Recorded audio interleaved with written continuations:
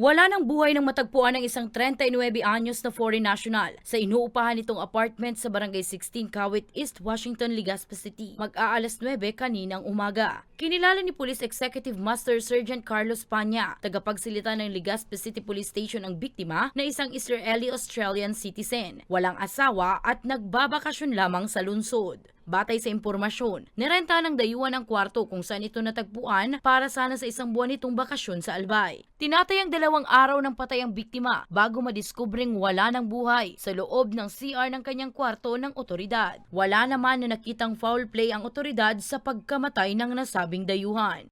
So wala tayong indikasyon may pumasok na ibang tao kaya may possible entry doon sa kanyang apartment at malamang pwedeng magkaroon ng sira-sira ng mga gamit. So far wala kaming nakita mga ganong indikasyon, so ibig sabihin walang foul play sa pangyayaring ito. Nakatakda naman na isailalim sa autopsy ang bangkay ng biktima habang naipagbigay alam na rin sa pamilya nito ang insidente. Para sa mga balitang Tatak Bicol, Danica Garcia.